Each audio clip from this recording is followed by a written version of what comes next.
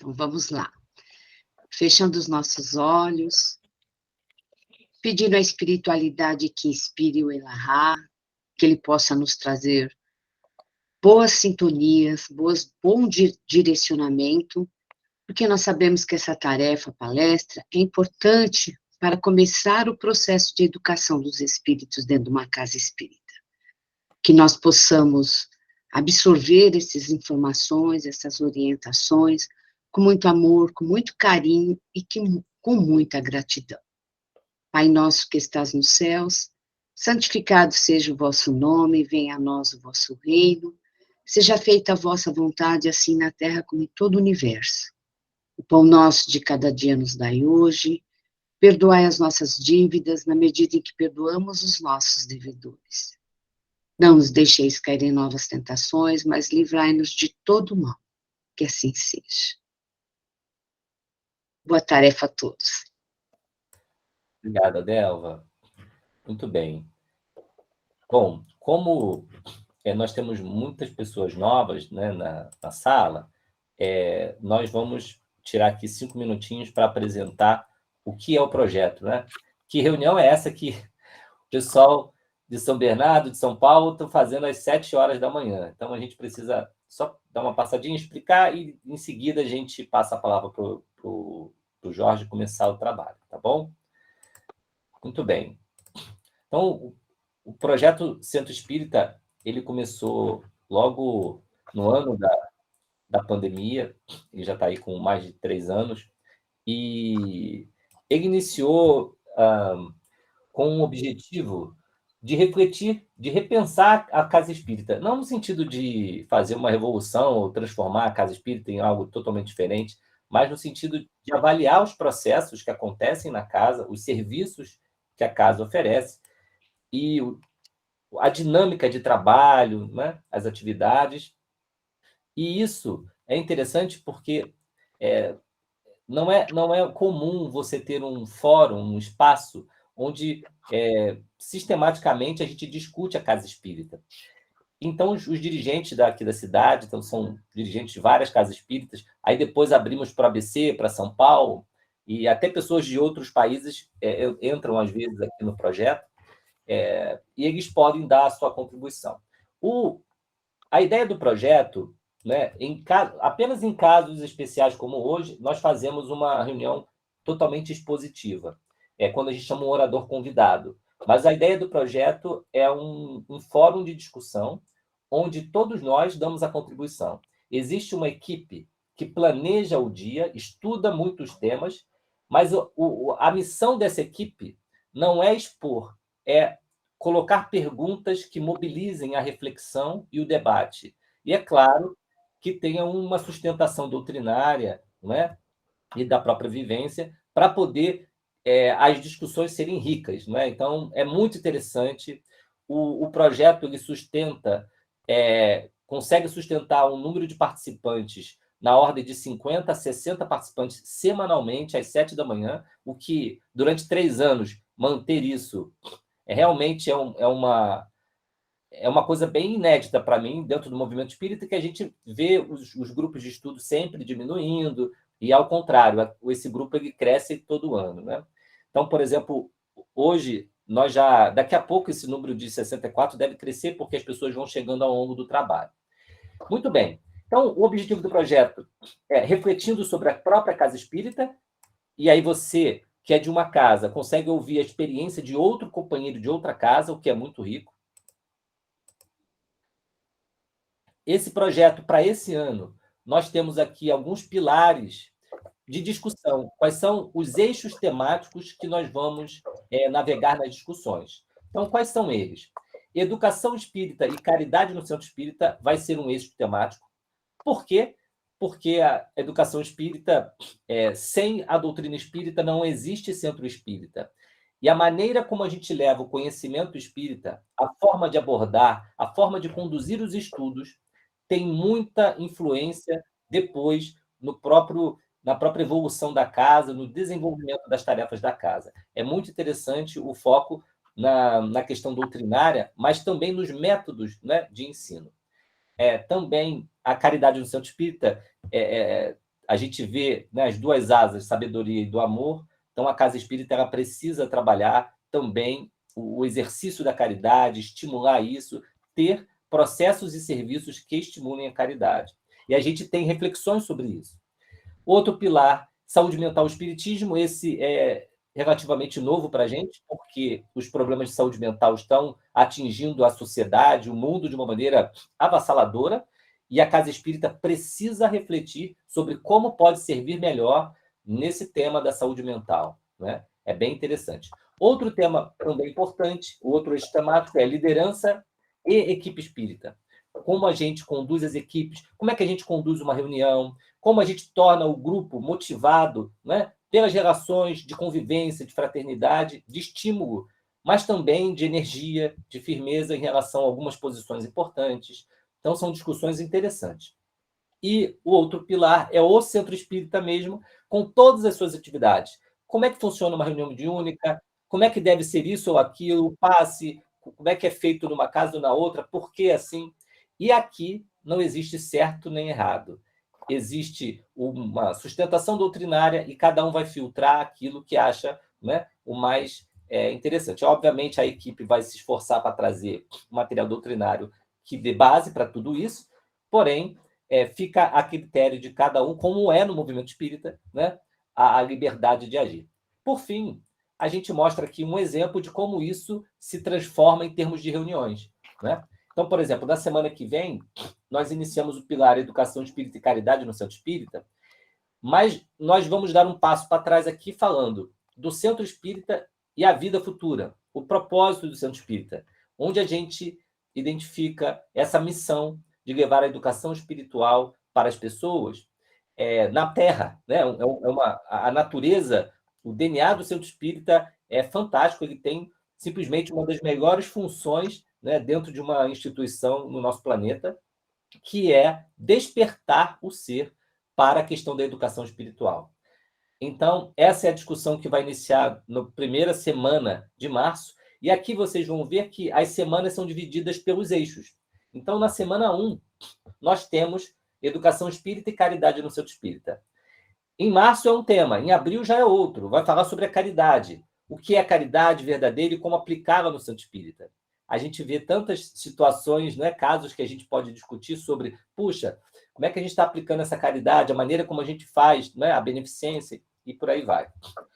Na semana 2, no caso, em março, nós vamos ter introdução sobre o Centro Espírita. Em abril, por exemplo, é o nosso interesse convidar a dona Heloísa Pires, né, para trazer esse tema, a visão de Herculano Pires sobre o papel do Centro Espírita. É muito bacana, né, ouvir da própria filha dele qual seria essa visão. Caso a gente não consiga para abril, a gente posterga, mas é o plano nosso. Na semana 3, nós vamos ter a reunião de abertura sobre liderança e equipe espírita, os desafios dos dirigentes das equipes. Em abril, olha que tema interessante, gestão de mudança na casa espírita. E aí nós temos dois polos, né? Um que ressente a resistência, e existe resistência à mudança na casa espírita, e o outro, aquele polo que traz muitas novidades, muitos modismos. De que maneira a gente equilibra isso para fazer a decisão certa nas mudanças e fazer a gestão de mudança? Isso é muito importante para um dirigente e para a própria equipe saber conduzir esses processos de mudança. Na semana 4, nós temos saúde mental e espiritismo. Nós vamos ter a introdução ao pilar saúde mental.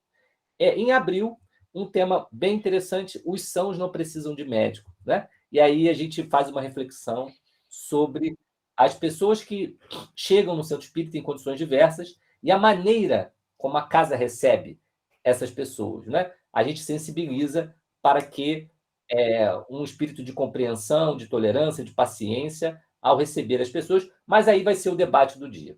Muito bem. Então, aqui é apenas um teaser, né, do que é o Projeto Centro Espírita.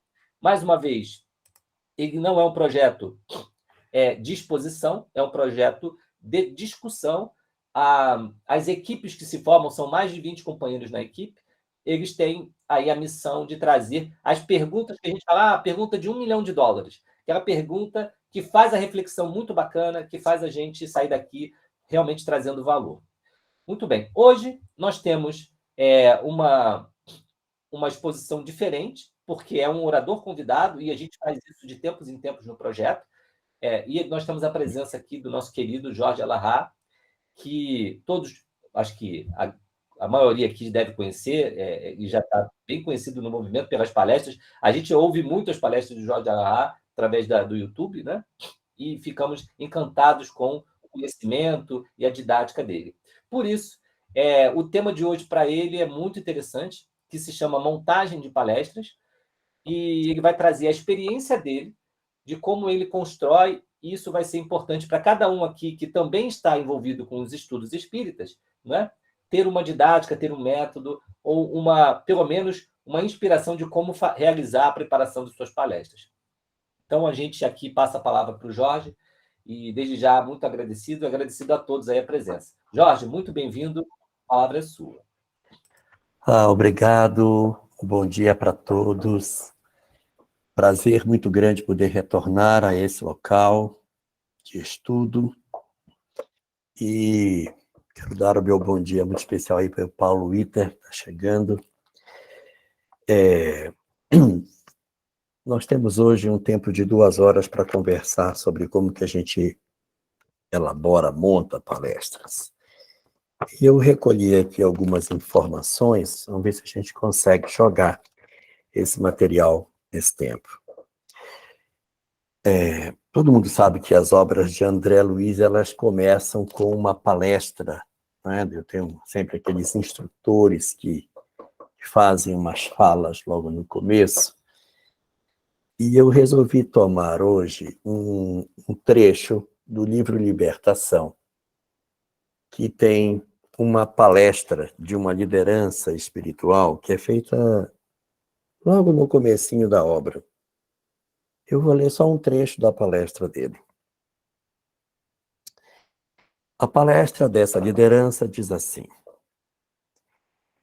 quem abriu a boca para vilipendiar e ferir, prepare-se a receber de retorno as forças tremendas que desencadeou através da palavra envenenada.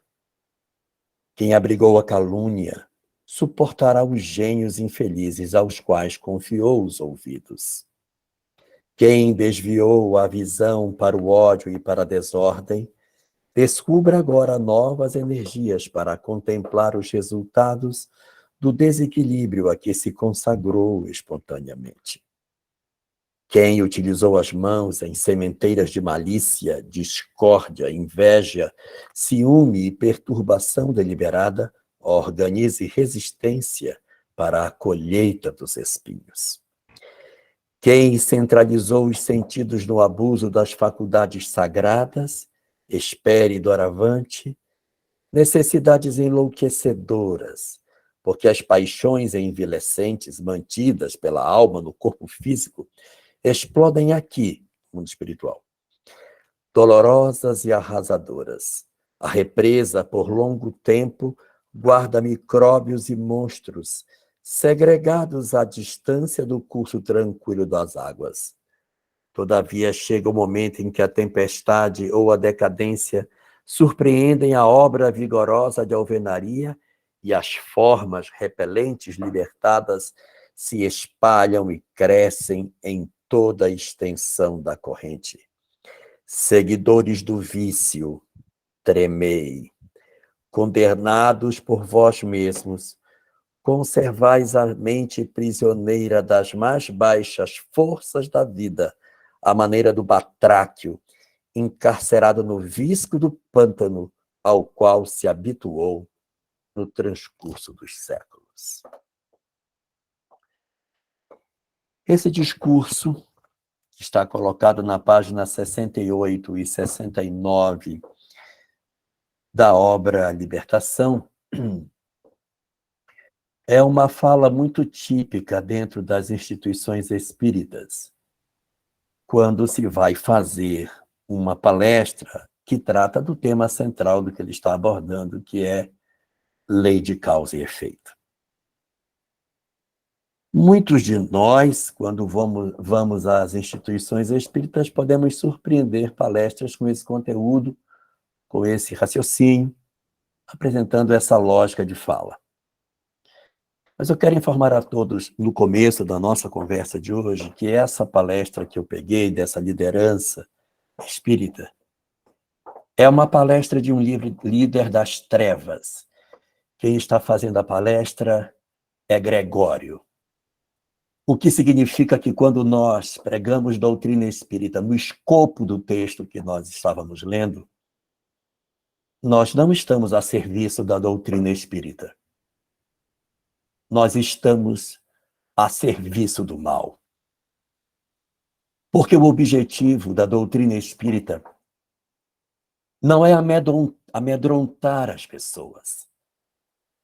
Não é oferecer para elas a doutrina do pavor e do medo. Não é intimidar as suas condutas diante daquilo que elas possam ter feito. Mas é oportunizar às criaturas o conhecimento que as consiga dar consolo, sustentação e possibilidade para que elas consigam, diante das suas quedas, dos seus equívocos, que todos nós indistintamente cometemos, que a gente consiga sair desse processo e alcançar uma condição espiritual mais satisfatória, a partir do momento em que nos aproximamos do conteúdo espírita, não como um instrumento para ferir a ferro e fogo as pessoas, mas para que a gente consiga, de fato, para todos nós, a possibilidade de nos levantarmos diante das quedas que todos nós possuímos. O objetivo do nosso trabalho de hoje, portanto, é fazermos uma reflexão em como que a gente pode estabelecer o trato do conteúdo espírita para que nós sirvamos a causa que, assim bem, se define a própria doutrina espírita. A doutrina consoladora. Não é assim que o espiritismo se define? Não é ele que se auto-intitula a doutrina que veio consolar as criaturas? Como poderíamos nós nos servirmos de um ferro em brasa para oferecer o consolo às criaturas? Assim, portanto, todas as vezes que nós formos trabalhar conteúdos para serem apresentados em nome da doutrina espírita, nós precisamos lembrar que existem 9 pessoas que podem estar na plateia. E sem deformar o conteúdo espírita, sem ocultar verdades espíritas, nós temos que saber apresentar esse conteúdo de maneira que nós consigamos atingir todos esses indivíduos que estão sentados na plateia. E hoje, nesses tempos de lives, nesses tempos de palestras virtuais, nas quais não somente nós quebramos as paredes do centro espírita e atingimos um número maior de pessoas, porque não sabemos onde estão as pessoas que estão nos ouvindo, nós quebramos também a parede do tempo, porque não sabemos quando seremos ouvidos. Às vezes, uma fala que pode estar bem ajustada num determinado momento histórico, ela pode entrar em rota de colisão com algumas dessas questões no tempo. Porque daqui a 1, 2, 10, 20 anos, quando essas nossas falas da internet ainda estiverem sendo vistas, revistas, trabalhadas, nós temos que sempre lembrar que elas precisarão estar contextualizadas, tal como a obra de Kardec. Eu desafio qualquer um de nós a pegar a obra básica de Kardec, Livro dos Espíritos, Livro dos Médiuns, pegar o Evangelho, o Céu e o Inferno ou a Gênese e descobrir em que lugar da Terra esse homem estava quando ele escreveu isso. Ou o século em que elas foram escritas. Não existe qualquer ligação, nem em tempo e nem em espaço na obra de Kardec. Não é nenhum demérito para Leon Denis, mas a obra de Leon Denis deixa muito claro que o autor está na França e que o século que ele escreve, ora é o século XIX, ora é o século XX, porque ele escreve isso, ele deixa. Ele fala das coisas de seu tempo e fala das coisas de seu lugar. Leon Denis é um espírito francês escrevendo. Kardec é um cidadão do universo. Nós não temos referência. Então, na construção das nossas falas, nós temos que pensar que essa informação ela vai atravessar as fronteiras dos países, serão traduzidas para outros idiomas e, ao mesmo tempo, filhos e netos nossos poderão estar assistindo aquilo que hoje produzimos. Assim, existem 3 grandes personagens que eles participam do nosso trabalho e que certamente, se estiverem na casa espírita, precisam ser assistidos com a nossa fala no aspecto consolador, porque eles têm muitas vezes, não sempre, mas têm uma sensação de medo quando eles entram na casa espírita.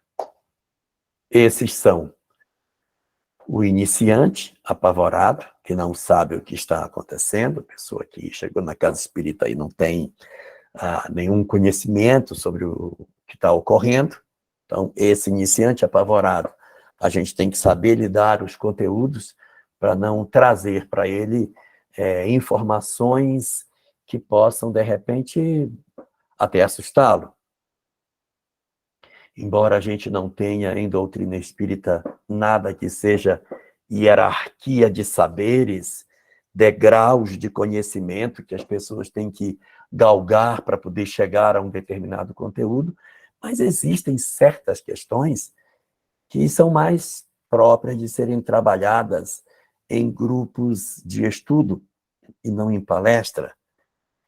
Você vai fazer um trabalho sobre obsessão, uma palestra sobre obsessão, e trabalha já nessa palestra para grande público coisas sobre zoantropismo, sobre licantropia. E aí acaba produzindo nas pessoas uma imagem desnecessária para aquilo que se está assistindo. Grupos de estudo são grupos mais próprios para questões mais detalhadas que se possa ter.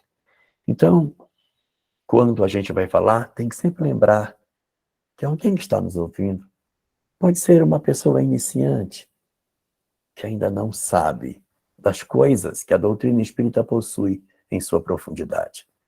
Um segundo é o depressivo, que já por natureza da sua própria situação está profundamente apavorado. É muito típico nas pessoas que deprimem o medo. Medo de pessoas, medo de viver, medo de enfrentar problemas, medo de estar em contato com outras coisas. E se você trabalha conceitos e carrega na tinta quando trata determinados assuntos, corre o risco de você também estar produzindo, ao invés de consolo, maiores dores ao depressivo. Quando a gente tem que trabalhar conteúdos que são mais firmes, mais pesados, a gente sempre, quando trabalha, no final tem que dar o consolo, não pode colocar sem consolar. Então, se eu falo de depressão, sim, processo depressivo pode levar uma pessoa ao suicídio? Pode levar uma entidade obsessora, pode fazer, mas não podemos esquecer da proteção espiritual. Tem que, sempre que você trabalhar alguma coisa que possa criar uma imagem que conduza pessoas a ficarem com medo do que está sendo dito, o final tem que ser sempre um processo consolador. E o terceiro elemento da questão do medo é o delinquente. Nós temos pessoas que já cometeram erros. Nós temos pessoas que já mataram, que já roubaram, pessoas que já cometeram crimes, que trazem uma ficha criminal ativa. Então, quando a gente vai comentar, a gente às vezes acha que esses personagens estão tão distantes, não tão distantes, estão próximos de nós. Então, quando for trabalhar e abordar delinquentes, tem que saber dar um jeitinho para que você... Não, isso aqui não é como uma pessoa que matou, porque uma pessoa que é um assassino, coitado dele, né? Chegar no mundo espiritual. Então, aí a gente também saber trabalhar sem retirar os aspectos doutrinários que a questão exige. Então, nós temos 3 ligados à dor, perdão, ao medo, e temos 3 ligados à dor. É preciso trabalhar também 3 personagens que devem estar sentados na plateia, nos assistindo. O primeiro deles, a mulher que abortou. A taxa de abortos no Brasil é tão grande que é bastante provável que nós venhamos a encontrar uma mulher que tem uma história ligada ao abortamento dentro do nosso grupo de estudo, da nossa plateia, a palestra da Casa Espírita e em tempos de lives. Com certeza, sim, a fala vai chegar. Então, a mulher que abortou, ela precisa ser esclarecida, mas também precisa ser consolada. E eu vou me permitir aqui passar um pouquinho mais sobre a questão do aborto, que certamente a gente não vai voltar muito mais nessa questão. Vou aproveitar para já falar. Quando a gente trabalhar a questão do aborto, aprendi isso com Alberto Almeida, a gente nunca usa a palavra o crime do aborto. A gente usa a questão do aborto, a problemática do aborto, o drama do aborto, mas a gente foge da conceituação como crime, porque é um crime. Quando você faz isso, vibra dentro das mulheres que cometeram esse fato. Então, a gente não deixa de dizer que é uma prática indevida, mas a gente tira o peso da mão que poderia levar a pessoa a ficar numa condição pior. Então, a gente trata essa questão dessa forma. Quando nós falarmos que o Espiritismo é a favor da vida, a gente tem que dizer que a gente é a favor da vida da mãe também. Porque para ser a favor da vida, tem que ser a favor da vida por inteiro. E a mãe também é vida, porque alguns podem querer defender a questão do aborto e dizerem que, na verdade, você faz isso para garantir que a mãe tenha vida, etc. Só que nós sabemos que a taxa de suicídio das mulheres que abortaram é bem superior do que a taxa das mulheres que não abortam. Que a taxa das mulheres que deprimem é muito maior do que aquelas que não abortam. Então, em função do direito à vida também delas, é que a gente faz isso. E sempre que a gente tratar essa questão, colocar que isso é em defesa do espírito reencarnante e dela também. Não é uma coisa de escolher lados, não. Nessa hora, o espiritismo escolhe o lado do reencarnante e empurra a mulher para uma situação. Não, nós estamos em defesa de todos, inclusive pela percepção do que significa essa experiência para a mulher que aborta, considerando os aspectos das consequências que vai ter e nunca esquecer as questões consoladoras, mostrando que, para em alguns casos do aborto, é muito importante que a gente considere que uma das consequências é a chamada maternidade abençoada, porque nós não somos julgados por aquilo que fizemos, nós somos julgados por aquilo que somos. Se alguém na adolescência fez algo equivocado, mudou sua história de vida, e hoje jamais faria isso, ensina suas filhas a fazerem diferente, suas netas e amigas a terem uma outra atitude, e jamais voltaria a cometer, houve um deslocamento dessa criatura. Nessa circunstância, eu não posso dizer que a lei de causa e efeito vai encontrá-la aqui. A lei de causa e efeito vai encontrá-la aqui. Então, quando a lei a alcançar, vai alcançar naquilo que ela é, e não aquilo que ela fez. Publio Lentulus fez muitas coisas equivocadas quando encarnado na condição de senador. E por que Emmanuel não se dói daquilo que fez? Por que Emmanuel não sente culpa de ter arrancado os olhos quando foi Publio Lentulus Sura? Porque nós não somos julgados por aquilo que fizemos. Nós somos julgados por aquilo que somos. Emmanuel hoje tem uma condição psíquica muito diferente daquela lá atrás. Então a sua condição espiritual é diferente, assim como da mulher que pode estar envolvida na questão do aborto. Agora, se uma mulher aborta na adolescência, caminha durante toda a existência sem alteração de conduta, e ao chegar à madureza, ela não só persevera na mesma visão, incentiva outras, aconselha as filhas, aconselha netos, defende a bandeira. Onde ela está? Ela está exatamente na mesma posição que ela estava quando adolescente.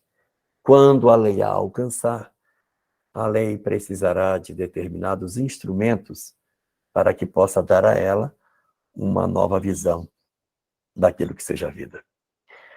Então, para essa mulher especificamente, a lei terá a necessidade de se apresentar de forma mais candente, pela necessidade de educação da criatura, e não simplesmente de forma rasa por aquilo que ela fez. Um segundo elemento desse pacote da dor, que é o nosso quinto ponto de hoje, é a dor da mãe que abortou. Perdão, da mãe que perdeu um filho. É muito comum hoje, dentro das nossas plateias, nós termos alguém que perdeu um ente querido e que participa dos nossos grupos de estudo ou das nossas palestras. Nós temos que ter palavras de consolo. Lembrar sempre que elas podem estar ouvindo. E não existe dor no mundo maior do que a dor da perda de um ente querido. E entre as condições dos entes queridos, a perda do filho é a pior de todas, ninguém se programa para isso. E é tanta dor que sequer tem nome. Quando a gente perde um pai, a gente se torna órfão. Quando perde marido, fica viúva. E quando perde um filho, como é que chama? É tanta dor que não tem nome.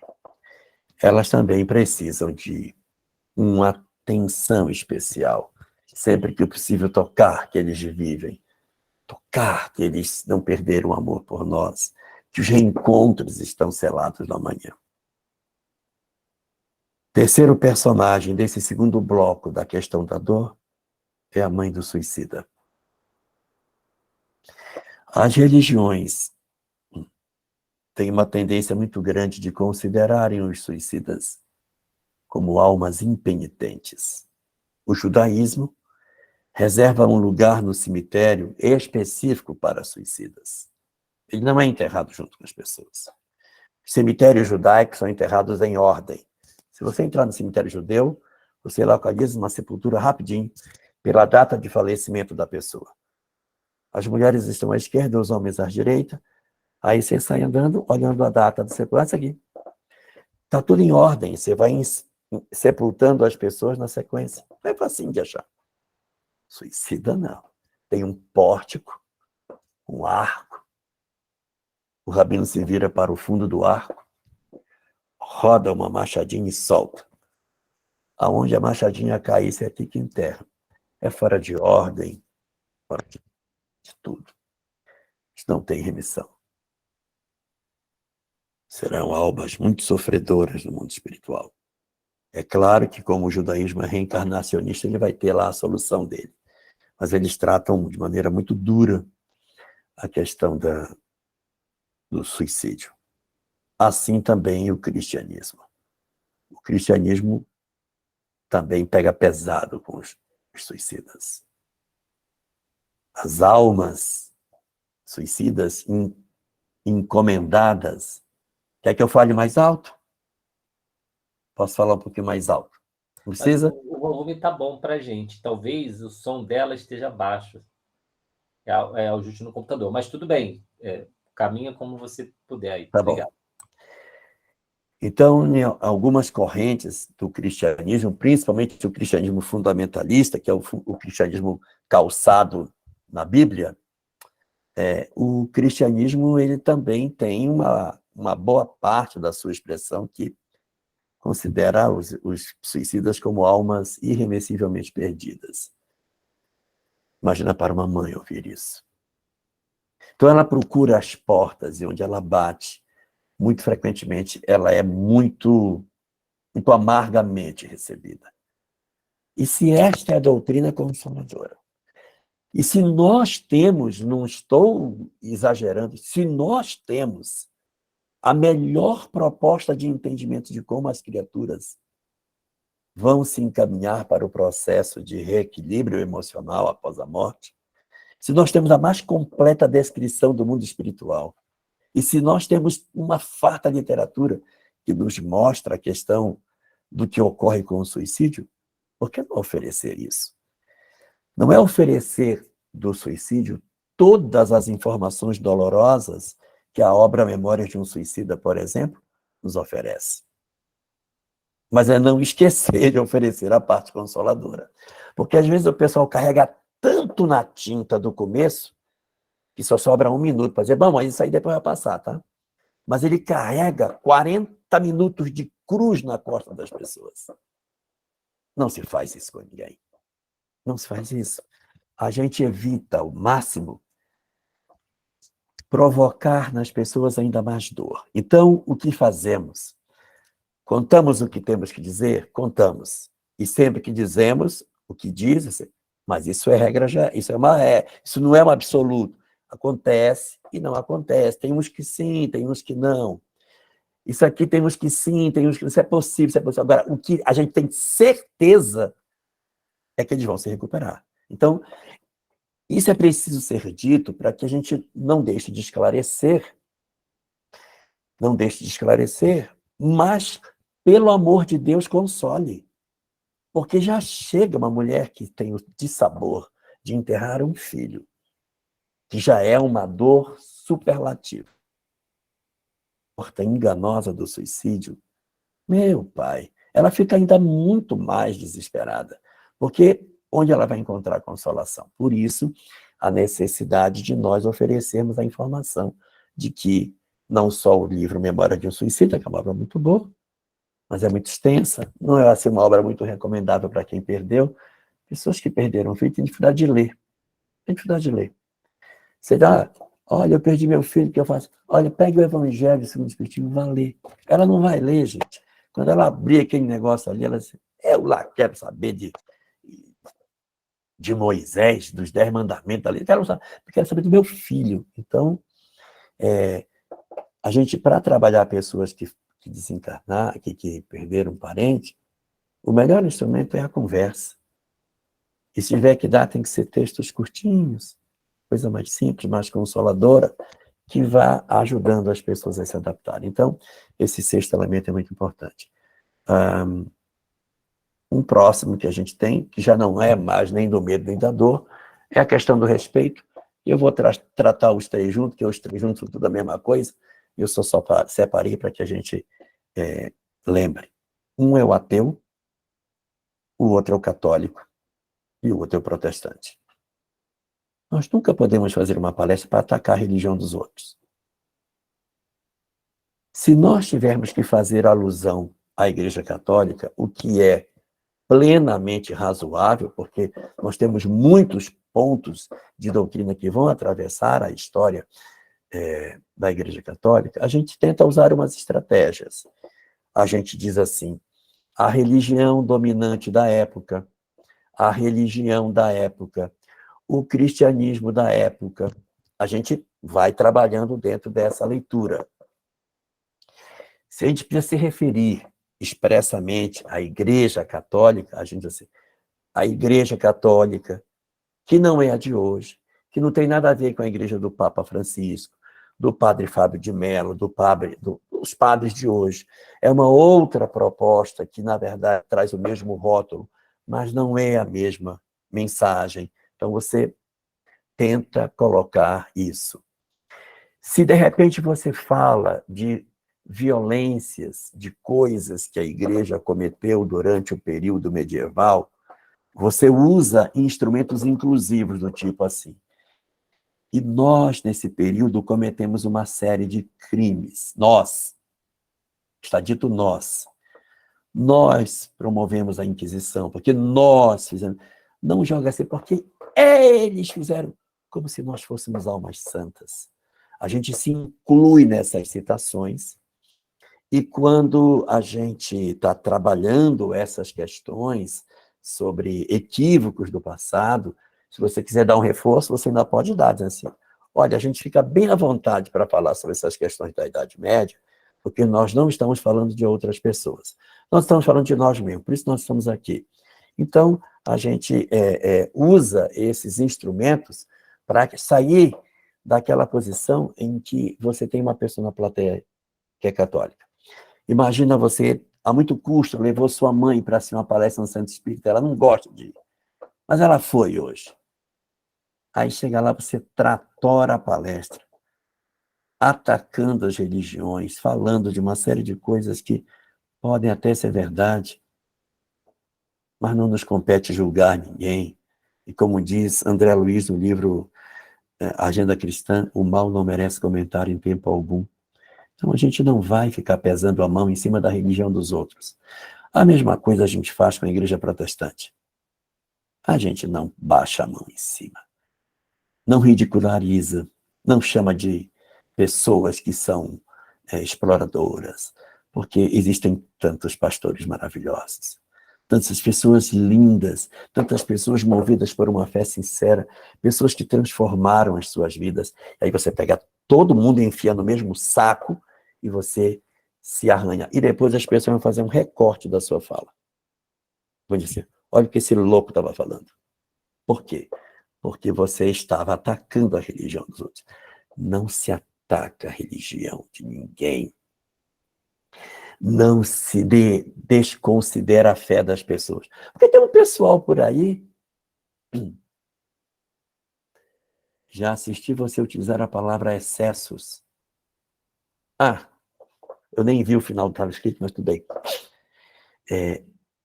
Aí porque tem um pessoalzinho por aí, a gente não faz isso, a gente não diminui os outros. Quem acredita em Adão e Eva? Gente, essa é uma criança para acreditar numa bobagem dessa. A gente não faz esse tipo de colocação. Isso é depreciativo, isso é ruim, isso é antipático. O orador, ele não pode ser antipático. Então a gente tem que saber trabalhar. E a mesma coisa a gente faz com o ateu. Porque a gente não pode ficar debochando de ninguém, dizendo... Agora tem um pessoal aí que não... Eu quero ver ele depois do lado de lá. Quando chegar do lado de lá. Aí quem vai rir vai ser eu. A gente não faz isso. A gente não desafia ninguém. A gente não debocha os outros. A gente não debocha. A gente, claro, pode e até deve lamentar as opções infelizes do materialismo. Mas, em função de crescimentos de determinadas correntes ideológicas, hoje, no presente, que estão apoiadas dentro do conceito do materialismo histórico, que é uma vertente de pensamento filosófico, que não é exatamente aquela que Kardec expunha quando dizia que o opositor do espiritismo era o materialismo. Hoje nós temos dois conceitos de materialismo com a mesma palavra. Então, quando você diz assim, porque é o materialismo, as pessoas, é o materialismo histórico. Não é necessariamente o materialismo histórico. Necessariamente. Porque algumas vertentes do materialismo histórico também são materialistas do ponto de vista religioso. O materialismo histórico, ele está calçado na ideia de que o que existe é o que é a vida real, a história real e a que acontece pela mão dos homens. É isso que é o real. Então, é o que a gente constrói, que é o que se faz. Não é, na verdade, uma desconstrução do sentido religioso. Mas é muito comum materialistas históricos estarem também dentro de uma vertente materialista do ponto de vista existencial. Nós temos um grande pensador, Feuerbach, que é do século XIX, que é o ponto de partida de toda a desconstrução do idealismo. É o cara que vai servir de inspiração para Engels, para Marx, para Nietzsche. E Feuerbach nasceu exatamente em 1804, junto com Kardec, e foi um grande defensor de que Deus foi inventado pelo homem para suprir as suas carências. E aí ele faz toda uma desconstrução que serve de apoio para os outros pensadores. Então, para evitar policiamentos ideológicos, a gente tenta fazer uso de outras expressões que levam para a mesma coisa. Do tipo, ateísmo. Porque o ateísmo, sim, ao negar a existência de Deus, ele é realmente uma doutrina materialista, mas foge do policiamento do ateísmo, do materialismo histórico. Ou então usa a palavra niilismo. A palavra niilismo ou a palavra ateísmo, ou usa a defesa da materialidade, a negação do espiritual. Feuerbach, não é Bach, é Johann Sebastian Bach. Não, é Feuerbach. O nome dele, acho que escreve F-E-U-E-R, Feuerbach. Aí vem esse aí, B-A-C-H. Depois dá uma olhada nesse pensador. Ou melhor, não dê olhada nesse pensador. Tá certo? Bom, vamos lá. Então, esses são os pontos fundamentais que a gente tem que ver na hora que a gente estiver trabalhando os nossos conceitos. No trabalho que a gente produz, quando a gente for fazer as nossas exposições, receber um convite, se o convite for presencial, a gente tem algumas coisas que a gente precisa atentar. Então, primeiro, você recebeu um convite de uma palestra, 4 perguntas têm que ser respondidas. Qual é o tema? E aí você pergunta, olha, você pode fazer uma palestra na minha casa espírita? Posso. Qual o tema que você quer que eu fale? Peça o tema. É muito ruim você não pedir o tema, porque as pessoas ficam esperando que você leve.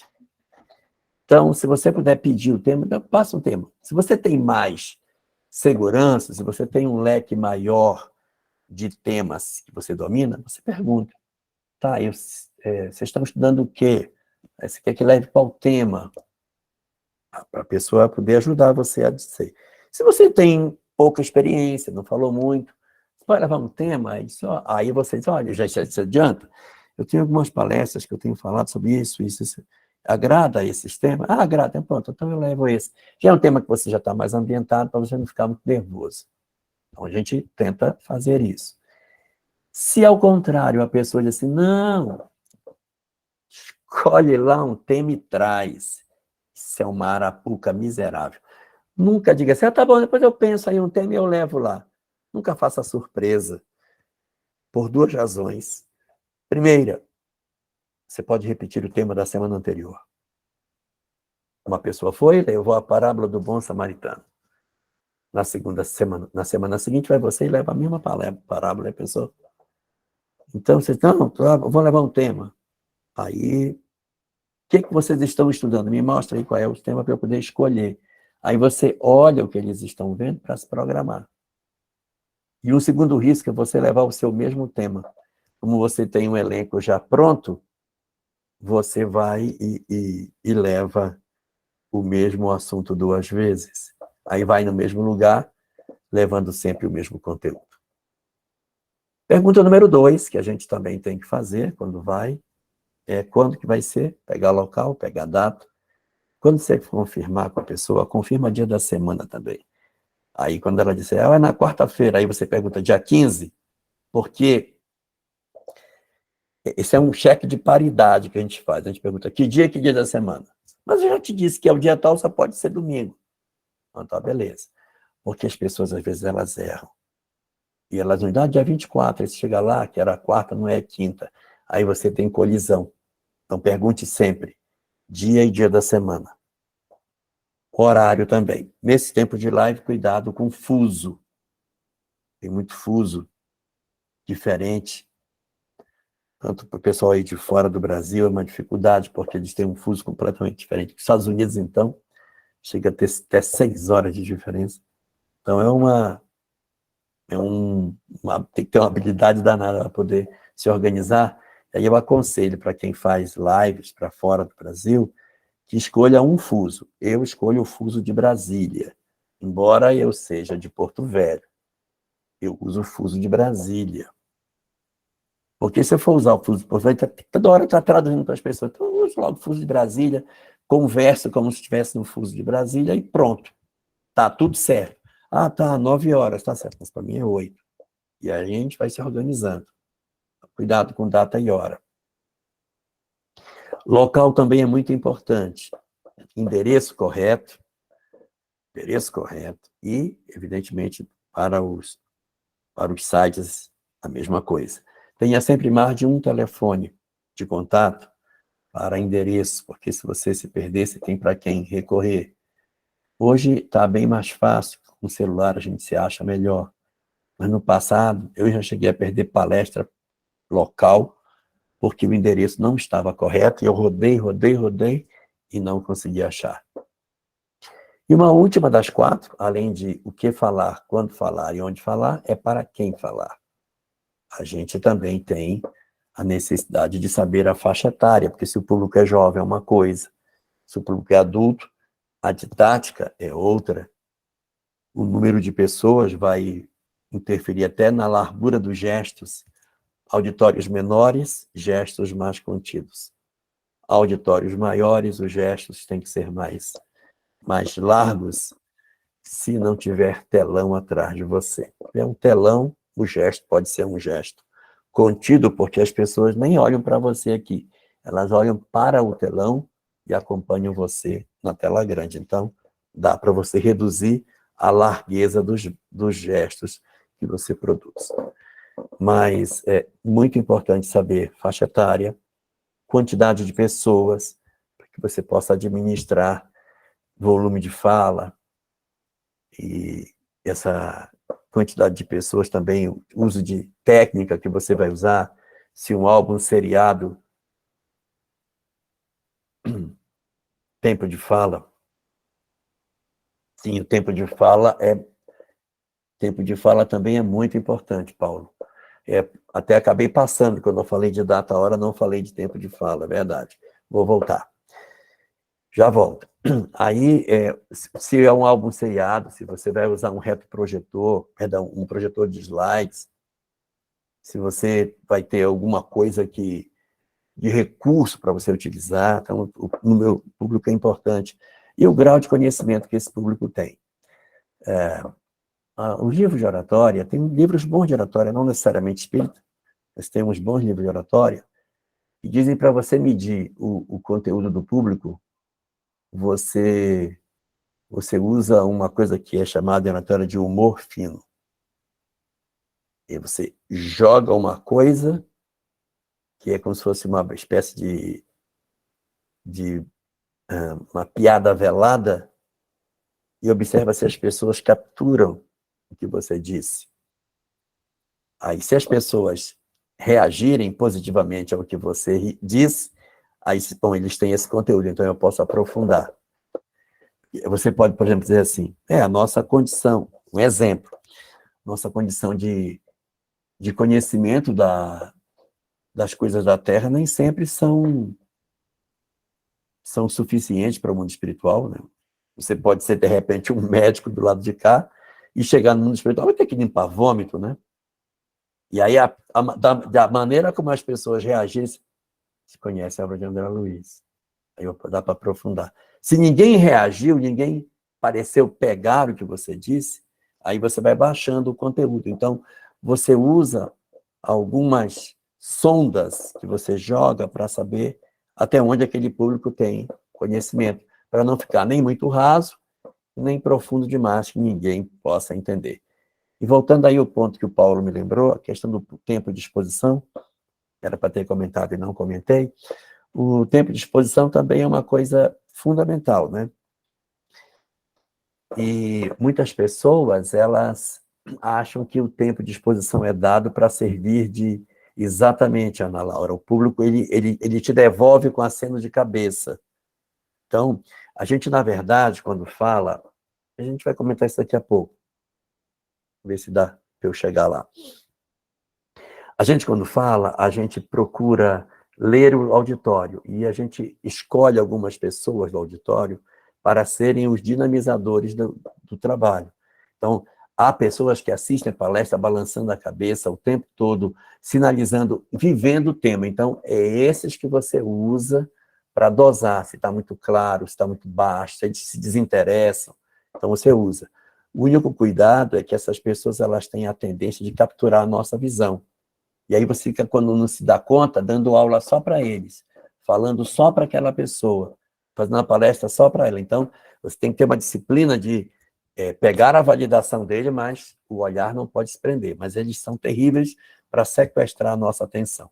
A aluna em sala de aula faz isso com o professor. Quando ele quer que o professor dê aula só para ele fica centrado no professor e só faz balançar a cabeça afirmativamente. O professor vai esquecendo a turma e vai focando nele. Então, o orador tem que ter a habilidade de não ser sequestrado pelos bons ouvintes. Mas o tempo de exposição, muitas pessoas acham que ele nos é dado para servir de loteria, para que a pessoa termine e diga, olha, acertei, e errei. Não é. Não é assim que funciona. A gente tem que controlar o tempo por dentro do tempo.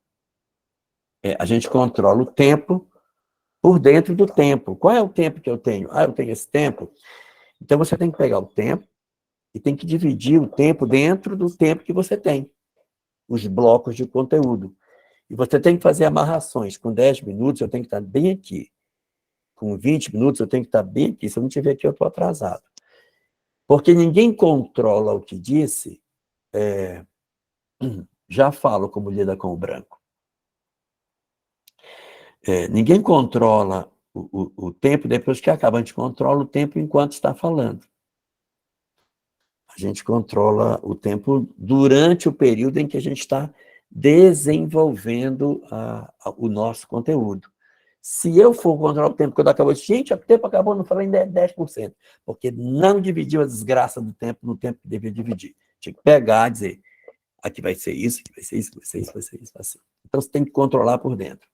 Com relação ao branco, existe algumas estratégias que a gente usa. Vou dar como é que a gente usa isso quando está trabalhando em grupo, trabalhando com uma outra pessoa e dá branco. O branco deu em mim e eu digo, fulano, quer continuar, por favor? Aí você passa para outra pessoa. E tem... Você não se permite dizer assim, e tem você... Quando vê que vai dar o branco, assim, e tem alguns aspectos que o quer abordar, aí passa para o outro.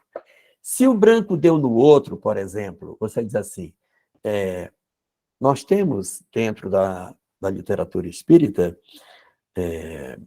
sei lá, 5 obras básicas. Quer apresentar, fulano, as obras? E vamos dizer que o fulano esqueceu quais são as obras básicas. Ele não vai dizer assim, eu esqueci, eu não sei. Ele tenta lembrar. Aí diz, quer abordar, fulano?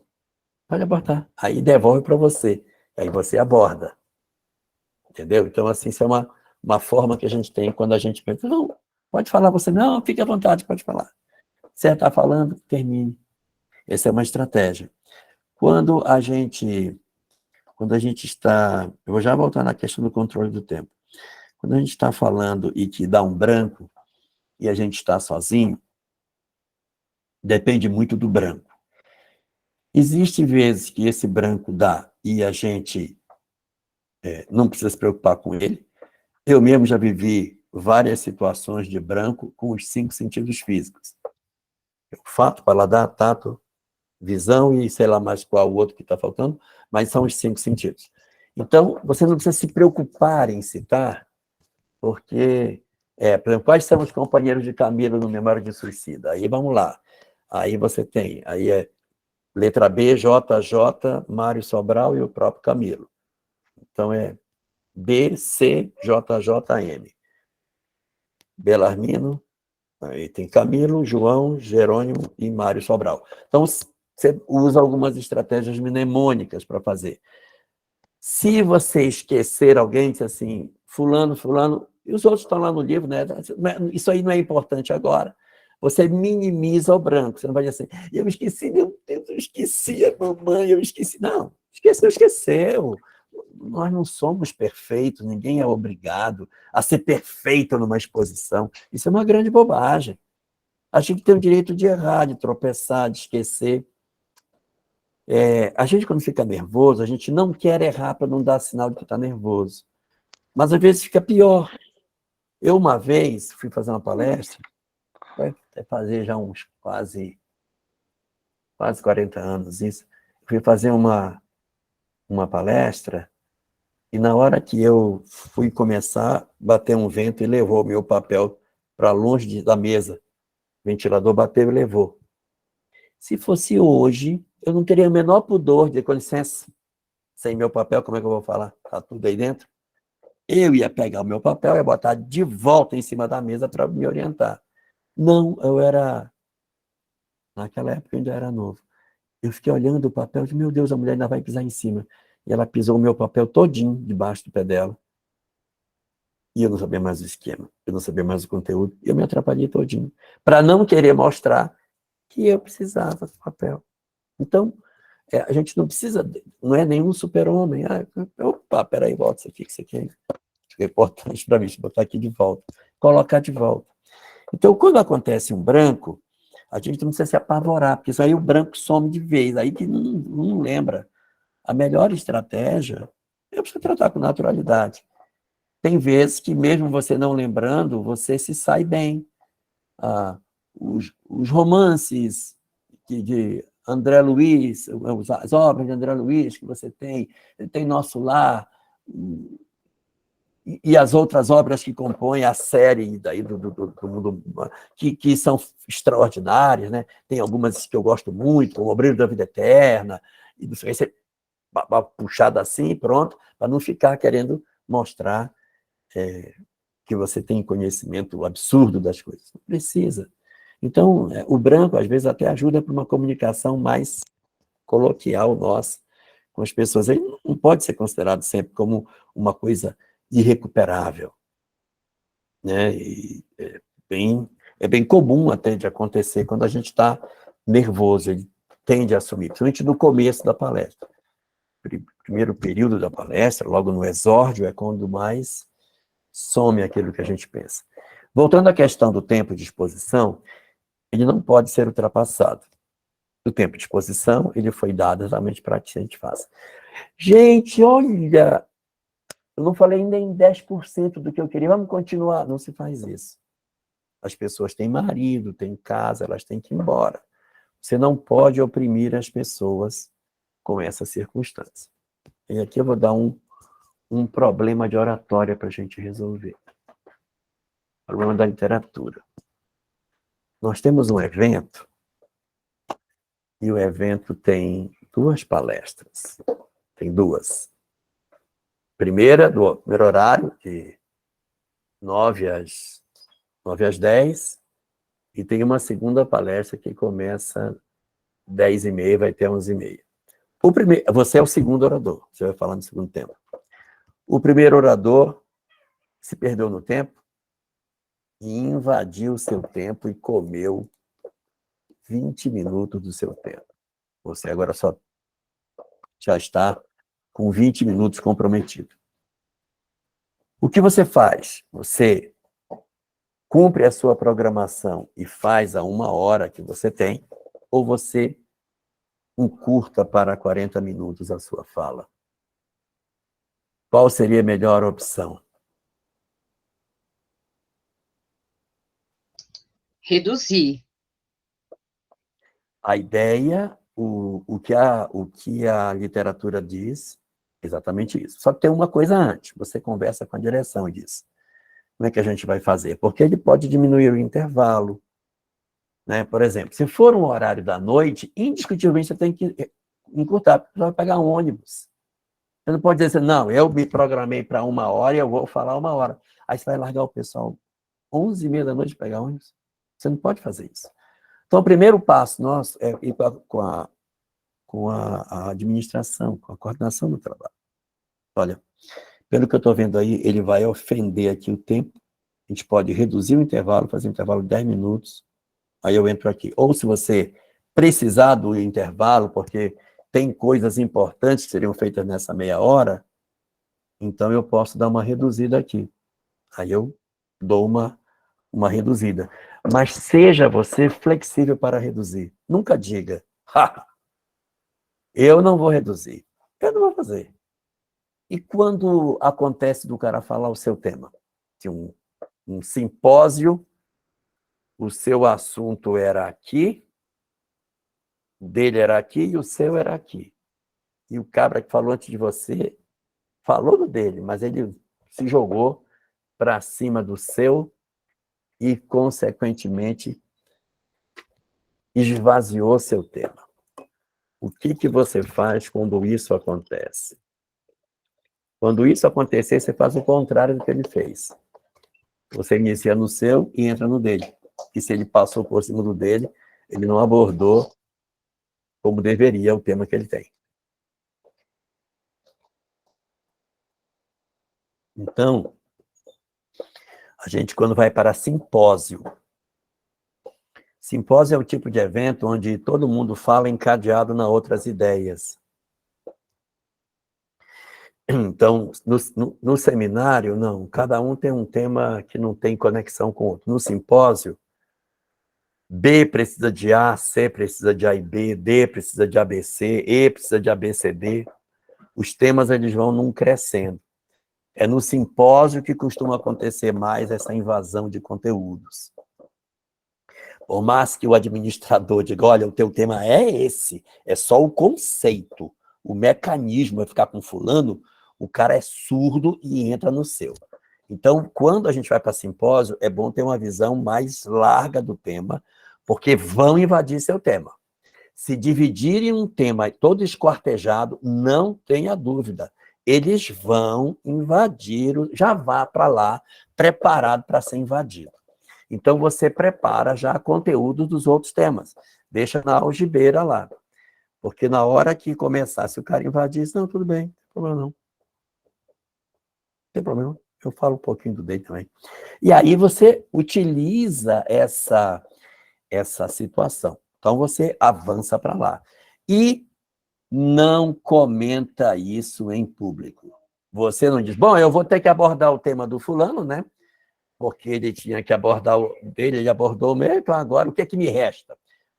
Essas transparências aqui que eu trouxe, esse PowerPoint que eu trouxe, esses cartazes, isso aqui não vai servir mais de nada, não vou usar, porque ele já falou isso aí tudo, não vou nem pegar isso aí. Então, quando você faz isso, você, além de ser descortês, você cria uma antipatia com o público. A gente controla tempo dentro do tempo, se invadir o nosso, a gente trata do tema dos outros. O que a gente faz quando está falando e sobra tempo? Aí a gente, quando prepara a palestra, a gente prepara, exato, a gente não lava roupa suja na frente do público. Não se critica movimento espírita na frente do público. Não se faz isso. Não se critica nada. Na verdade, não é nem o público, nem o movimento, é nada. Não se critica governo, não se faz ataques políticos em tribuna de espécie alguma, não se comenta sobre isso. A tribuna espírita é sagrada. Os espíritas podem ter a opinião que quiserem, são livres, mas o movimento espírita não pode, porque o espiritismo é neutro. Então a gente não pode se valer da tribuna para nem defender e nem atacar. A gente trabalha sem falar nisso. Dá uma olhada em Kardec. Kardec vê um período de profunda ditadura. período que ele esteve escrevendo, em 1852, se eu não me engano, 1862, não lembro se foi 52 ou 62, Napoleão III foi para uma eleição, perdeu, aí ele deu um golpe e assumiu o poder, ficou 15 anos. Não tem nenhuma menção de Kardec a isso, né? Viveu um período de ditadura, o período que ele estava escrevendo era um período de ditadura. Então, é muito importante. Já acabou meu tempo? Não, nós temos aí mais uns 10, 15 minutinhos. Mas se você tem algum ponto que precisa ultrapassar mais o tempo ainda, o horário é 8h30.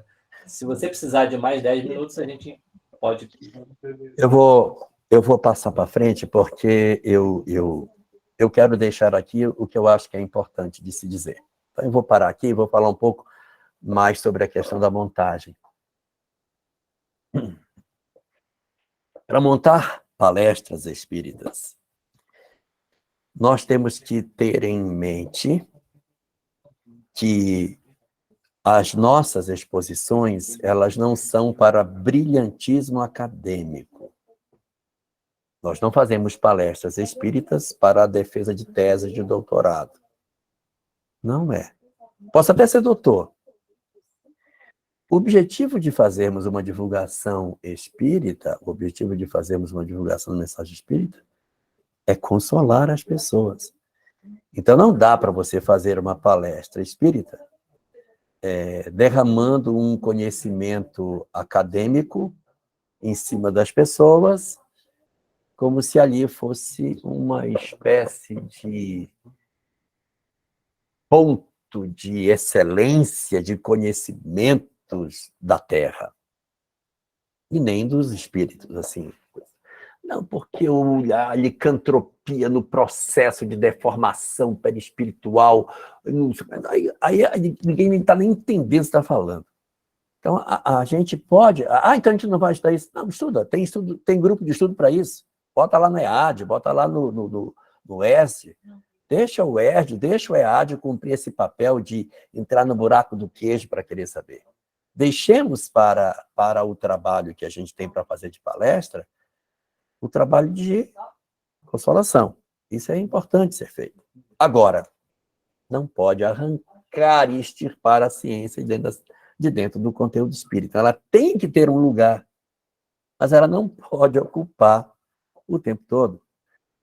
Eu já assisti palestra que o tema era o umbral.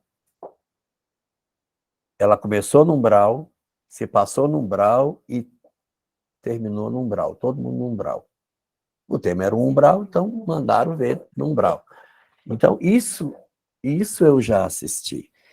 Então, a gente não pode fazer uma palestra carregando de uma literatura muito pesada que não leva a consolo. Tem que saber dosar essas coisas. Então, como que a gente faz?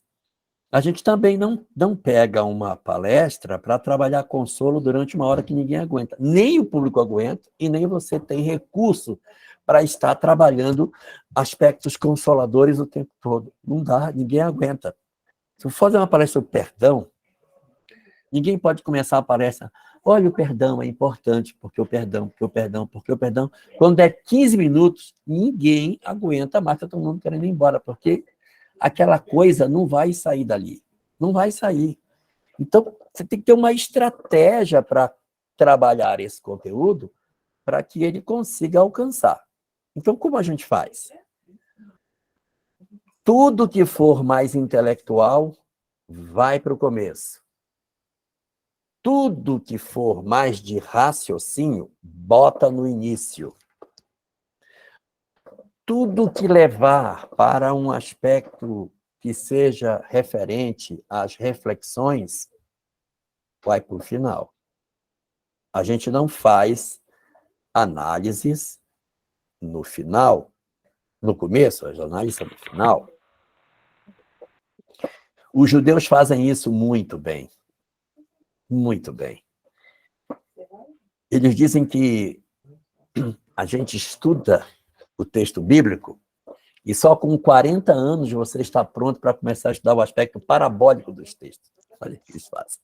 Então, quero estudar, porque Noé entrou na arca, choveu, Noé entrou na arca, choveu, Noé entrou na arca. Você fica ouvindo aquilo, né, literalmente.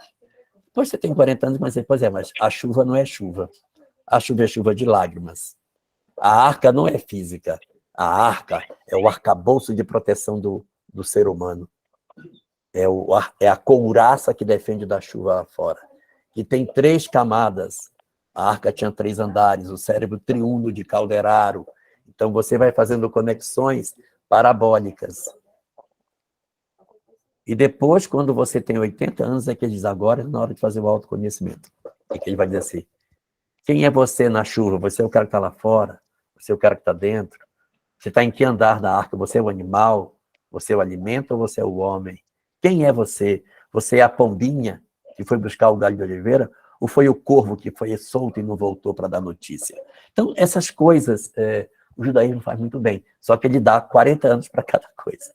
40 para um, 40 para o outro, 40 para o outro. Então, a gente não começa com... Por exemplo, eu vou fazer uma exposição sobre um tema que seja um tema mais doutrinário. O meu tema é obsessão. Então, peguem o livro da Sueli Caldas e Schubert, Obsessão e Desobsessão. Ali é uma estrutura didática de conteúdo. Primeiro é conceito, depois é histórico, depois classificação, depois mecanismo e depois a reflexão moral. Tá vendo? Conceito. Quando eu estou falando de conceito, é aqui. Histórico é da razão. Quando eu classifico, eu já começo a ter uma parte racional, mas a classificação me leva a algumas análises mais próximas de mim. Aí vem o mecanismo que eu vou aplicar, como que isso funciona, como é que a obsessão funciona. E depois a reflexão moral fica para o final. É muito comum a gente trabalhar temas que sejam temas que digam respeito a problemas sociais, temas sociais. Então, a gente usa para temas sociais, assim, 4 blocos. Um primeiro bloco de conceito e histórico. Um segundo bloco, causas e tipos. Um terceiro bloco, mecanismos e consequências. E, por fim, terapia e prevenção. Isso aqui a gente usa muito na área de saúde pública. É um disco de oratória para a saúde pública. Vou falar sobre Covid. Conceito e histórico. Depois, causas e tipos. Depois, mecanismos e consequências. E, por último, terapia e prevenção. Falar de malária. Conceito de malária, histórico da malária. Depois, causas da malária, tipos de malária. Depois, mecanismos de malária, consequências mecanismo da malária no corpo e as consequências da malária. Terapia da malária, prevenção da malária. Pegar a obsessão, conceito histórico da obsessão, causas e tipos de obsessão, mecanismos e consequências da obsessão, terapia e prevenção, profilaxia da obsessão. Esse esquema aqui é o esquema que a Sueli Caldas e Schubert usou no livro Obsessão e Desobsessão. Causa e conceito histórico, causas e tipos, mecanismos e consequências, terminando com terapia e obsessão. Um outro tipo de esquema que a gente também pode usar é quando você quer trabalhar conteúdos que são temas da atualidade à luz da doutrina espírita. Então, tem vários temas aí, vários temas. Você pega, sei lá, aborto, suicídio, o que você quiser, separação, qualquer coisa. Então, um esquema que a gente usa, esse esquema aqui é o esquema que o meu querido Raul Teixeira usa. É o esquema do Raul. O esquema do Raul é assim. Começa com o primeiro bloco. Qual é o tema? Ele diz o tema. Bloco número 2, ele faz análise da conceituação. Ele põe todos os conceitos espíritas, como se ele fosse tratar um problema, ele coloca em cima alicate, chave de fenda, tudo em cima da mesa, e depois ele analisa o problema. Então, ele começa, quando vamos falar sobre a questão do aborto, então ele fala sobre planejamento espiritual, fala sobre imortalidade da alma, ele fala sobre reencarnação, ele dá todo o aparelhamento teórico, aí depois ele vai analisar, como se fosse por microscópio agora, que a gente já viu isso, agora a gente vai analisar o problema. Então, ele dá primeiro o ferramental teórico, depois ele apresenta o problema, tá? E aí ele faz a ressignificação, que seria o encontro do conteúdo básico, primeiro, com o problema, fazendo a releitura, né? Então, agora vamos ver, porque a mulher teria que abortar, porque é um problema social. Mas agora, lembremos lá, a gente falou da questão do espírito, ainda que ela tenha essa justificativa social, nós temos uma outra ferramenta aqui, que é espiritual, que nos revê esse conceito. E, por último, fecha no convite. O convite seria convite à mudança, convite à transformação, que seria o fecho. Então, vocês veem que a gente não fica, o aborto não pode, porque cansa as pessoas, cansa. Ninguém pode ficar martelando o tema no início. O tema não pode vir no começo. Se você começar a trabalhar o que você quer dizer no começo, você não tem o que dizer no fim. Então, o que você tem para dizer, deixe para o final, não diga no começo, diga para o fim.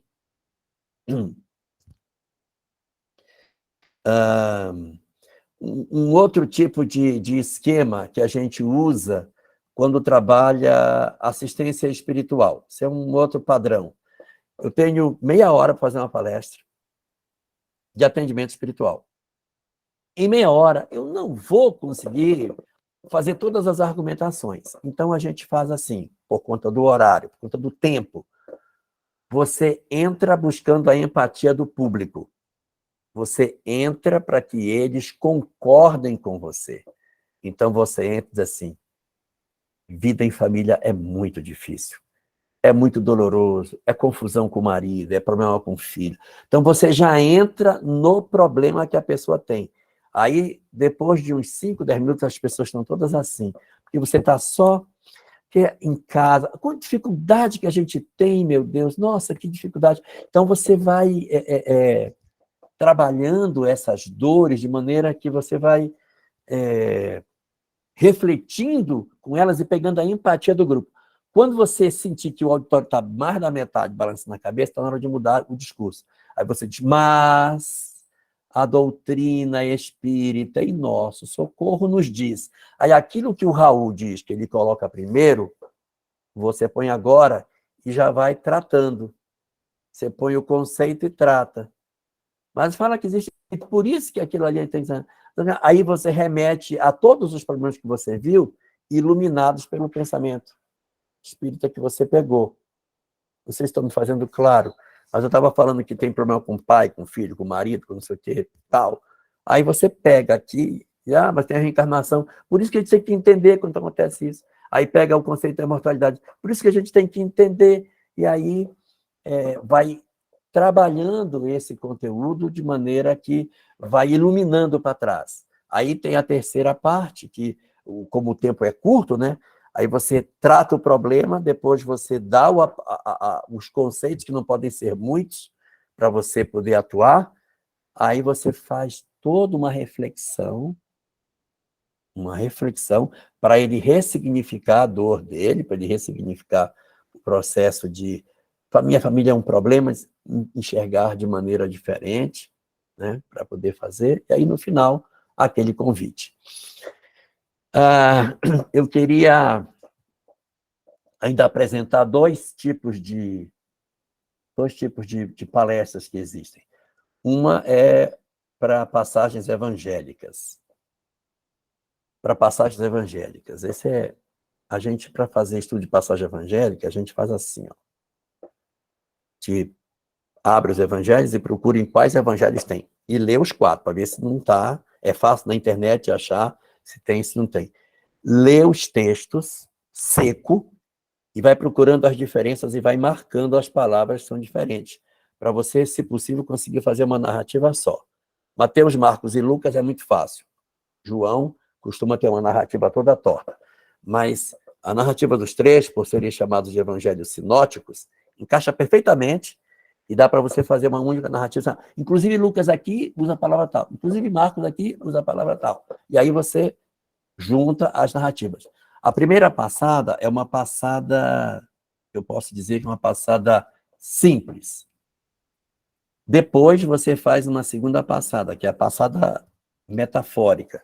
Você lê as passagens como se tudo fossem parábolas. Nada mais é real. E a terceira é contextualizando, perguntando quem é você no texto. Essa é uma técnica que os judeus usam, uma técnica para estudo de Cabala, que é baseada na palavra pardes.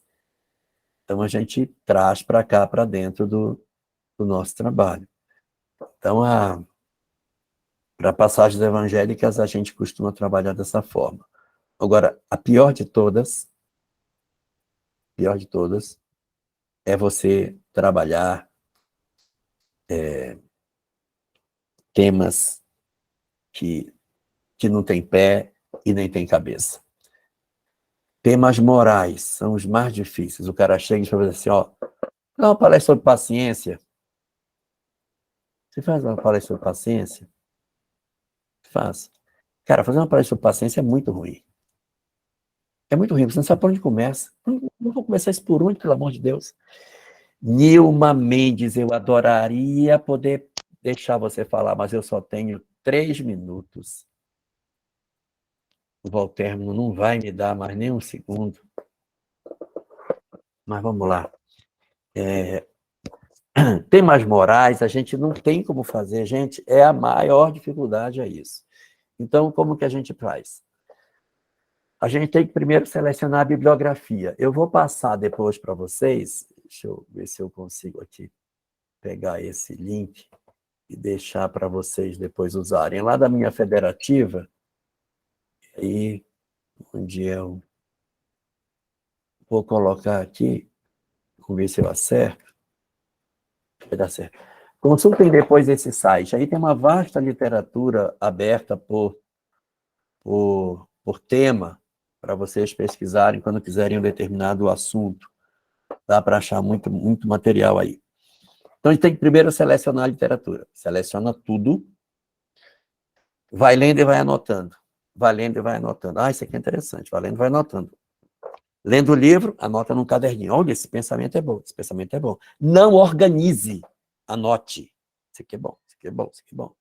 Aí pega outro livro, vai lendo. Olha, isso aqui é interessante. Olha, isso aqui é bom. Anota tudo. Terminou. Na hora que você estiver anotando, você diz, rapaz, isso aqui eu lembrei de um caso do André Luiz, aí é o caso tal. Ah, lembrei de mais um caso aqui, é um caso tal. Só anota os casos. Aí, depois que você terminou, você pega só as suas anotações, sai lendo e dizendo qual é o assunto doutrinário que eu preciso calçar esse conceito. Então, aqui vai ter que falar um pouco de reencarnação. Aqui é mortalidade da alma. Aí você amarra os conteúdos. Depois, você ordena o conteúdo. Como que você ordena? Parte mais intelectual para o começo, parte mais reflexiva para o final. Lembrando que você, sempre que estiver esclarecendo, não pode bater, tem que esclarecer consolando. E na hora que estiver consolando, tem que consolar esclarecendo. Se você fizer isso, você consegue organizar aí o seu material de estudo. Eu vou passar para o Volterno uma planilha, não sei se eu já passei para você, e aí você distribui com eles do grupo. Ali tem vários esquemas de palestra. Você já recebeu, Adeilma? Passa novamente, que o meu WhatsApp já perdi muita coisa. Eu mando de novo para o grupo. Então, nesse arquivo que eu vou mandar para você, tem 900 palestras já feitas e tem o esquema de montada, de pelo menos umas 50, dá para só ter ideia de como é que monta, algumas coisas do tipo, tá?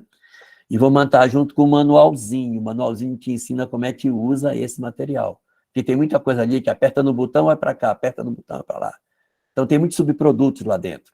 Aí eu vou mandar para você os 2 arquivos, e aí você distribui com o pessoal, tá bom? Olha, meu tempo acabou e eu não consegui de novo chegar onde eu queria chegar.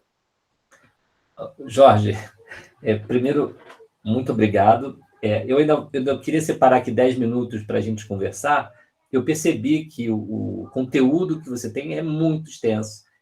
Você tem um volume de experiência que, para a gente, é muito rico. Eu gostei bastante da abordagem que você trouxe. Achei que tocou em temas...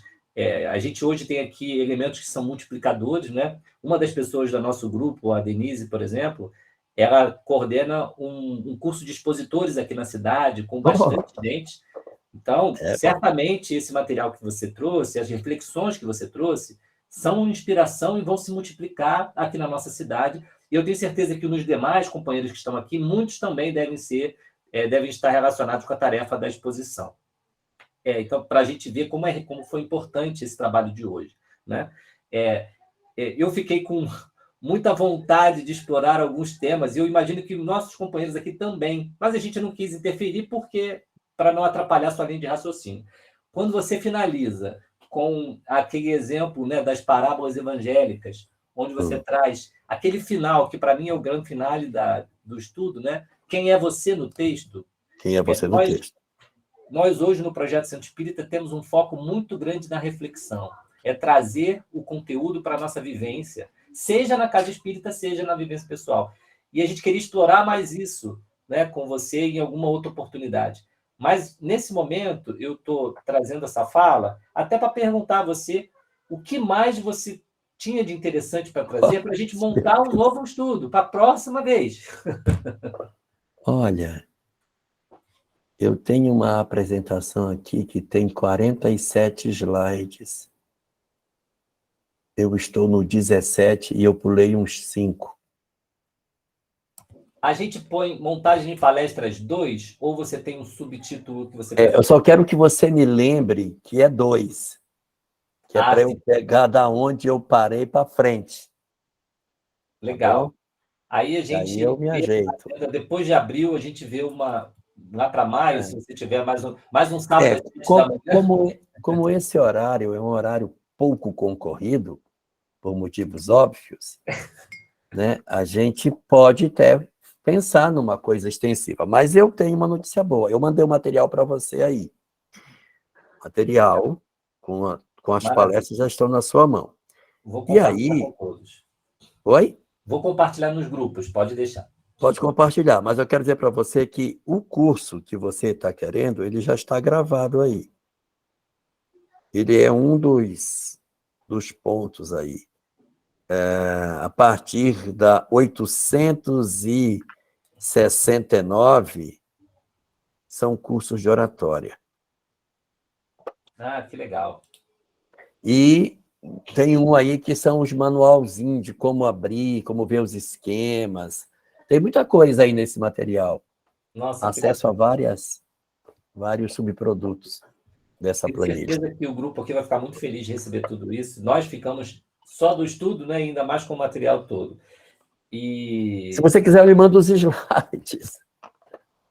Pode mandar, o grupo vai adorar. Deixa eu ver como é que faço mandar esses slides. Tá? Eu dou um jeito depois de mandar os slides para você. Só que os slides tem muita coisa que eu sei o que eu vou dizer nessa coisa, mas eu mando para você. Tá? Já que tem um pessoal aí que trabalha com curso de oratória, eu mandar para eles ver o que eles podem aproveitar. Tá? E aí já digo de antemão, não precisa de minha autorização para usar. Já está tudo autorizado. Nada me pertence. Vou pegar o material que eu vou mandar. Se vocês acharem que tem alguma coisa que seja interessante, pode apropriar, aproveitar, mudar, tirar, pôr, fazer o que quiser. Tá bom? Muito bom. Jorge, mais uma vez, foi muito rico.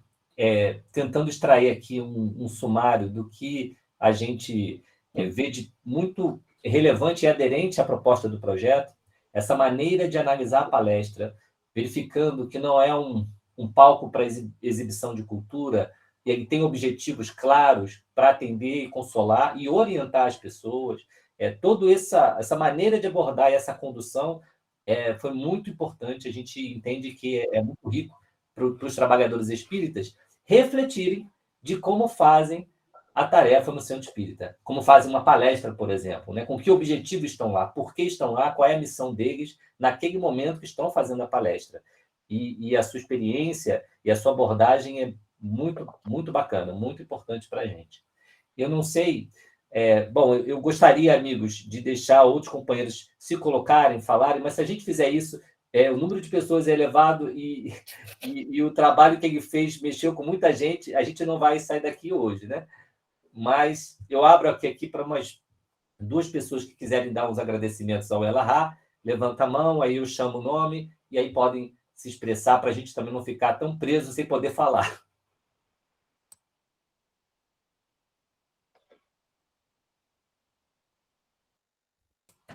Bom, como ninguém se colocou, eu vou pedir aqui...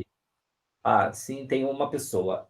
Naura, se quiser fazer algumas colocações, por favor, fica à vontade. Aí depois eu vou deixar mais uma pessoa e a gente encerra com a prece, tá bom? Tá bom, bom dia a todos, vou ser bem breve. Jorge, meu amor de vida. Então, assim, é muito importante isso, porque igual tem muitos começando, eu falo por mim, né? Começando a palestrar, a divulgar melhor o evangelho. Então, aí eu coloco no caderno que eu tenho dislexia, então é difícil você estar lembrando. Aí, o que eu faço? Eu anoto tudo, também procuro gravar o tempo que eu vou falar para dar certo lá na hora, porque independente de onde a gente vai, a gente tem que ter respeito com o público, né? Então, se é de manhã, se é à noite. Então, assim, a gente tem isso. Eu não tenho experiência nenhuma, mas, assim, no centro que eu participo, a gente estava treinando isso aos sábados pela manhã. Então, a gente abordava uma palestra diferenciada, o público mais humilde, então eu tinha que falar uma palavra de uma forma mais humilde que eles pudessem entender melhor. Então assim, foi muito gostoso as experiências que eu tive. Mas, assim, o que mais me pega, às vezes, é as perguntas no final. Eu estudo, às vezes, aquele tema e eu faço assim, se alguém me perguntar isso e tal. Mas isso, no mais, é só isso, assim, e eu vou aprender, né? Aí eu ouço Sueli, eu ouço Elahá, eu ouço Edivaldo, e vou aprendendo ali com ele, sabe, gente? Enquanto eu estou aqui na lida doméstica, eu estou de fone, vou ouvindo e vou vendo o que está acontecendo e vou aprendendo. Leio livros? Leio, mas às vezes quando dá um tema específico é mais interessante. Agora, quando é um tema a escolher, já é mais difícil para a gente, eu penso. Mas é só isso, Jorge. Um beijo no coração de todos nós. Obrigado, Naura. Muito boa a colocação. Eu vou Perguntas são sempre perigosas. Perguntas sempre perigosas. A gente tem que saber que às vezes as pessoas perguntam para nos testar, sabem a resposta. Verdade. E tem perguntas que as pessoas fazem que elas estão movidas de dor, e elas assim, o que pode acontecer no mundo espiritual para um assassino? Ela está perguntando, é a história dela. Tá? Então tem que tomar muito cuidado. Muito bom. Vou passar, então, aqui, por fim, para a Denise. A Denise Almendra é quem faz o trabalho aqui, ela é vice-presidente da USA aqui de São Bernardo, faz o trabalho com os expositores. Denise, por favor. Antes da Denise, eu coloquei para todo mundo aí no site, no chat, o link dos slides. Tá tudo aí, tá? Quem quiser baixar, está à disposição já. Pois não, Denise? Primeiramente, eu gostaria de agradecer, né, esse assunto que é super interessante, me encanta e é tão importante para todo o movimento espírita, enfim. E dizer que realmente é complicado falar sobre esse assunto em 2 horas ou em 1h30. Então, por isso, a gente espera que você venha nos elucidar com tudo o que você tem a respeito disso, você venha mais vezes nos agraciar com as suas palestras, os seus ensinamentos, e com certeza eles serão usados também no curso de expositores. Muito obrigada, viu, Jorge? Que agradeço. Muito bom. Então é isso, amigos. Nós vamos, então, agora nos preparar para a prece. Mais uma vez, agradecidos pelo Jorge e pela presença de todos. Foi muito rico, foi uma manhã muito, muito bacana, aproveitamos bastante. Eu vou pedir aqui para Estela fazer a nossa prece. Estela, você está por aí? Estou sim, vocês estão me ouvindo? Sim. Tem 2 Estelas que estão. Mais de uma Estela. É a Martins, É a Martins, o Valtena? Pode fazer a Martins, então. Pode. Tá. Tudo bem, obrigado. Bom dia, Estela, tudo bom? Bom dia, Jorge, tudo bem? Bom dia a todos. É bom ter 2 estrelas, né? É Gostei, verdade. fiquei bem contente. Vamos então, nesse momento especialmente, agradecer por estarmos juntos, pela possibilidade de nos reunirmos de forma tão ampla, com pessoas de tantos lugares, para refletirmos não apenas sobre o Evangelho, a doutrina, mas sim como tratar desses temas tão importantes com aqueles que nos procuram e que procuram a doutrina, a casa espírita, em busca de consolação e conhecimento. Que os bons espíritos estejam sempre nos acompanhando e nos intuindo sobre essa necessidade da consolação e do acolhimento, e que todos nós possamos levar em nossos corações, em nossas mentes, os ensinamentos e a forma correta de passar esses ensinamentos para todos aqueles que estão à nossa volta. Que Deus nos acompanhe nesse final de semana e que estejamos todos em paz e com tranquilidade sempre. Obrigado, Senhor, que assim seja.